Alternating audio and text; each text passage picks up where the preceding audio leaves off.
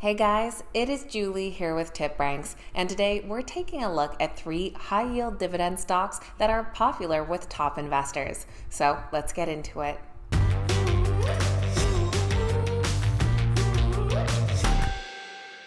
Alright guys, welcome back. Thank you all so much for being here. Today we're taking a look at 3 high-yield dividend stocks that are popular among some of the best investors on TipRanks.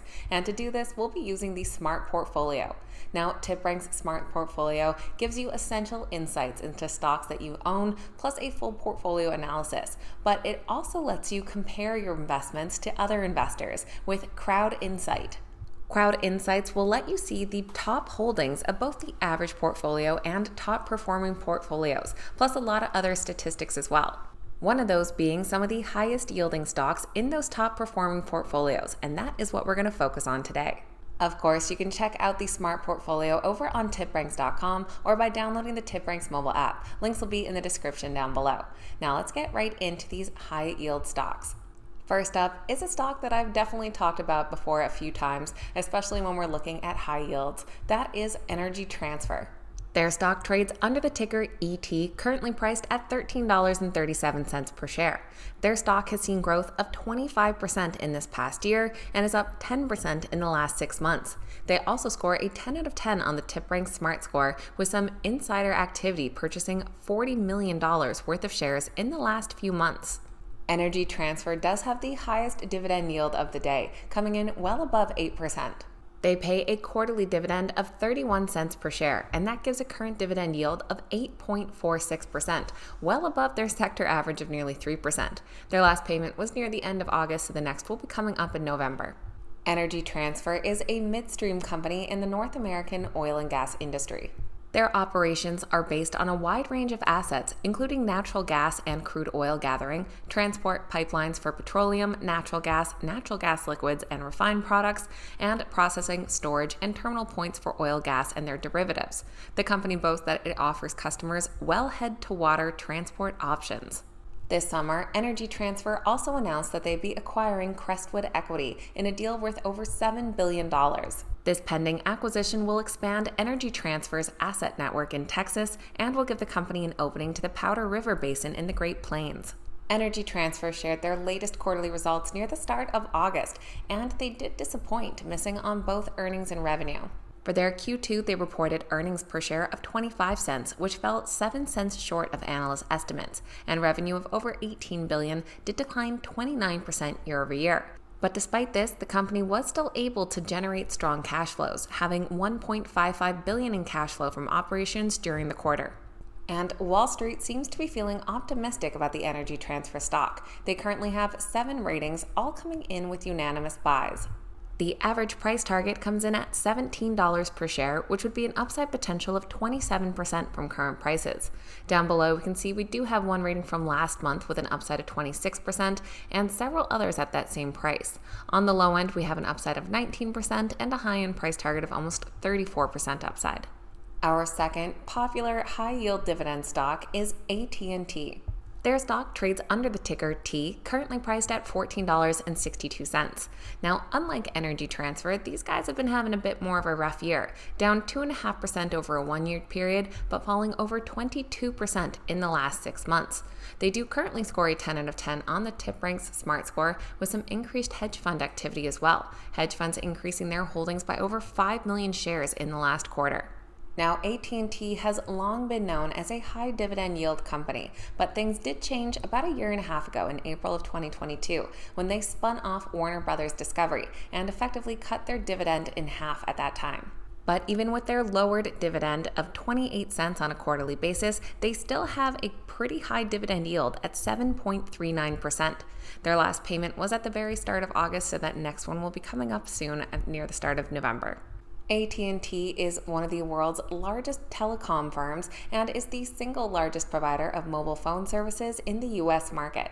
The company can trace its roots back to the days of the first telegraph networks, but are now known for their telephone services, mobile services, digital and wireless network communications, and they are deeply involved in the rollout of new 5G networks. AT&T has long been known for its expansive fiber optic cable network, offering customers a variety of internet packages.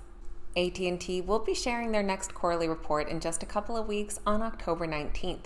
Their last one came out near the end of July, where they did come out with an earnings beat and some increased outlooks. For their second quarter, they reported revenue of $29.92 billion, which did just miss estimates by $30 million, but they did have an earnings beat at 63 cents per share, coming in 3 cents ahead of analysts' expectations.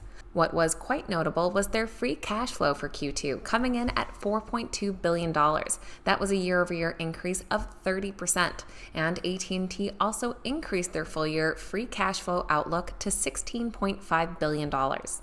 Analysts are a bit more divided on this one. The AT&T stock has 13 current analyst ratings, coming in as a moderate buy.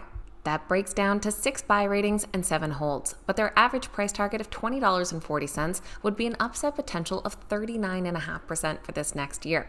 Down below, we do have a recent rating from a 5-star analyst at Citi who gave the stock a buy with an upside of 15%. Looking back, the rest are all a couple months old following that last earnings report, so we'll see a lot of these reiterated after October 19th. On the low end, we did have a 15% price target with a hold rating and some high-end price targets closer to 70% upside.